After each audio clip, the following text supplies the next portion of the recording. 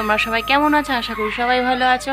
তো দেখো এখন 10টা মতন বাজে, আমার সমস্ত কাজকর্ম সেরে আমি রান্নাটা বসিয়ে দিয়েছি।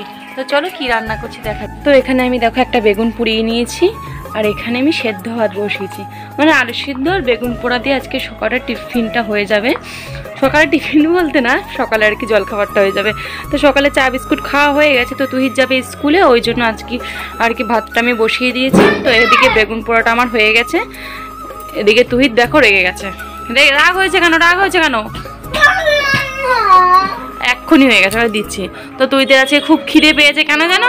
তুহিত বেগুন পোড়া খুব ভালোবাসে, ওই জন্য তো ওকে আমি চট করে বেগুন পোড়া দিয়ে ভাতটা দিয়ে দিই।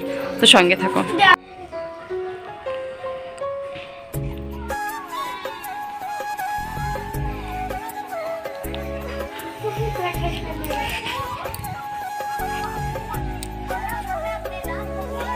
এই খাওয়া আছে তোর?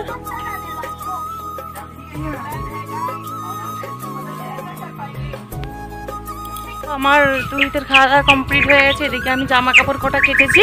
তো আজকে জানো তো বাড়িতে জামা কাপড় নাড়বো না, আমাদের বাড়িতে তো একটু রোদ লাগে না, ওই জন্য মাঠে এসছি। তো দেখি মাঠে কোথায় নাড়া যায়। আমার শাশুড়ি একটা দড়ি টানিয়েছে, তো সেই দড়িতেই নাড়বো। তো চলো।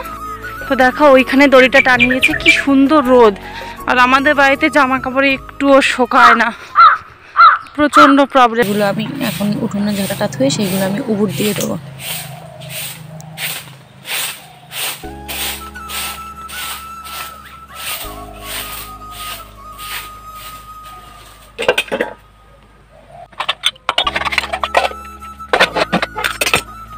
আমার স্নান টান দেখো কমপ্লিট হয়ে গেছে, তোমাদের দাদাভাইও চলে এসছে। তোমার দাদাভাইয়ের শরীরটা ভালো না আজকে, কিন্তু একটা খারাপ কথা বলেছে আজকে, বলছে বেশি দিন বাঁচবে না। বয়সের কি হয়েছে বলো? তো আজকে দেখো কি নিয়ে এসছে, কি আজকে মাটন নিয়ে এসছে। এখন বাজে 1টা মতন, এখন সকালের খাবার খেতে আসলো। বললাম যে সকালে খাবারটা খেয়ে যাও, এখন 1টার সময় সকালের খাবার খেতেছে, তাহলে আমি দুপুরে খাবে কখন আর রাতেই বা খাবে কখন? তো কি করা যায় বলো, কাজে আটকে গেছে। তোকে আমি খাবারটা বাদ দিয়ে খাবার ও বেড়ে নেবে, কারণ আমি পুজো দেবো। তো চলো সঙ্গে থাকো। দাদাভাই এখানে কতটুক মাটন আছে?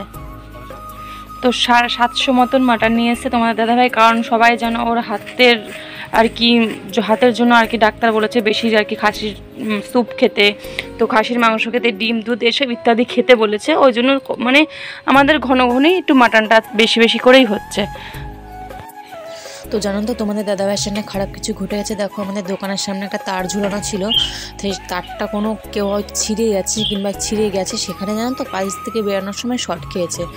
তো এখন মানে ঘরের ভেতরে আছে, সুইচটা অন ছিল, ওই জন্য সুইচটা বন্ধ করতে গেছে। কোন জায়গায় শর্ট খেয়েছে?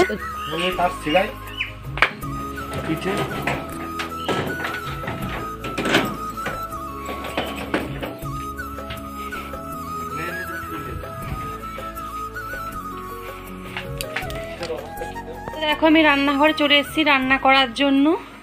তো আজকে মাটন হবে, আর কি করা যায় দেখা যাক। তো সঙ্গে থাকো। এখানে মাটনের জন্য মশলাটা আমার কষানো হয়ে গেছে।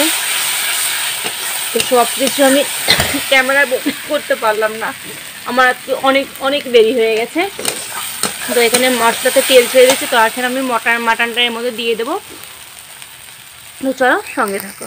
তো এখানে আমি মাটনটা দিয়ে দিয়েছি, ভালো করে মশলার সঙ্গে মিশিয়ে দিয়েছি মাটনটা। আর এখানে দেখো ভাতের হাঁড়ির জল ফুটে গেছে, এখন আমি চালটা দিয়ে দেবো। তো মাটনটা আমি রান্না করিনি, তারপর তোমাদেরকে দেখাচ্ছি মাটনটা ঠিক কেমন হলো, কালারটা কেমন আসলো। রান্না প্রায় হয়েই গেছে। তো দেখো এখানে তুহিতের আর আমার ভাত ঠান্ডা করতে দিয়েছি, আর এখানে মাটনটা দেখো হয়ে গেছে। তো কালারটা তো ভালো এসে, জানি না খেতে কীরকম হবে। আর এখানে আমি শাক করতে দিয়েছি, চচ্চড়ি হবে। তো ওটা হতে হতে আমাদের ভাতটা ঠান্ডা হয়ে যাবে। তো চলো এখন খাওয়া দাওয়া করা যাক।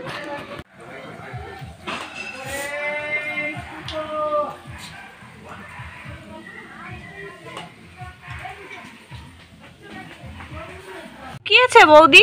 মাটি নেড়ে দিয়ে এসেছিলাম সকালবেলা, শুকিয়ে গেছে, বাড়িতে নাহলে একটু শুকোতো না। বাড়িতে তো রোদ দিন লাগে না। হ্যাঁ তো বিকেলে সমস্ত কাজ কমপ্লিট করে আমার জলটা নালা কমপ্লিট হয়ে গেছে, আর এদিকে সন্ধ্যেও হয়ে গেছে।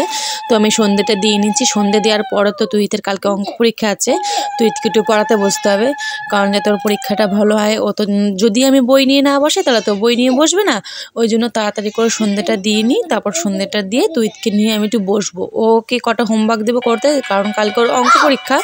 তো ওকে আমি করতে, তো আমার নিজেরও কিছু কাজ আছে, ওটাও আমি সেরে নেব। তো দেখো সন্ধ্যেটা আমার দেওয়া কমপ্লিট হয়ে গেল।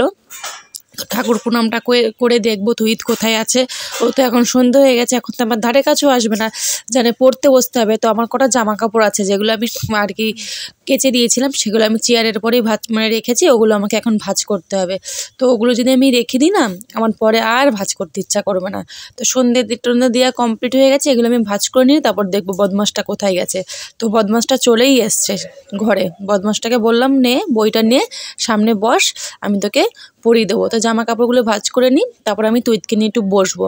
তোমাদেরকে বললাম না, তুহিতের পরীক্ষা চলছে, 2টো পরীক্ষা হয়ে গেছে। তো কালকে মনে হয় অঙ্ক পরীক্ষা, হ্যাঁ মনে হয় না, কালকে অঙ্ক পরীক্ষাই। তো কাকি আসছে, কাকিকে বললাম না এখন টিভি চালানো হবে না, কারণ হচ্ছে কি তুহিতের পরীক্ষা, তুহিতকে আমার পড়াতে বসতে হবে। তো তুহিতকে বললাম, বাবা তুই সামনে বস, আমি আসছি। তো তুহিত এখানে বই পড়তে বসে পড়েছে, আর আমি এখানে সামনে আমার ওকে আমি অঙ্ক কটা দিয়েই আমি আর কি ওকে হোমওয়ার্কগুলো দিচ্ছি, ও করছে, আর আমি আমার নিজের কাজটাও করতে হচ্ছে, কারণ সবটাই তো সামলাতে হবে বলো। ওই জন্য ওকে আমি সামনে বসিয়ে নিয়েছি, কিছু ভুল হলে আমি বলে দিচ্ছি। আর ও অঙ্কটাকে না ওকে বলতে হয় না, অঙ্কটা একটুখানি বলতে নেই, ভালোই পারে অঙ্কটা। তো সন্ধে হয়ে গেছে, তোমাদের দাদাভাই এখন চপ নিয়ে এসছে। তো চপটা খেয়ে এখন আমি তুহিতকে একটু মন দিয়ে পড়াবো। আজকে ব্লগটা আমি বেশি বাড়ালাম না, কারণ ছেলের পরীক্ষা না, ছেলের পড়তে হবে। তো এখানেই আজকের ব্লগটা শেষ করছি। তোমরা সবাই সুস্থ থাকো, ভালো থাকো, দেখা হচ্ছে কালকের ব্লগে।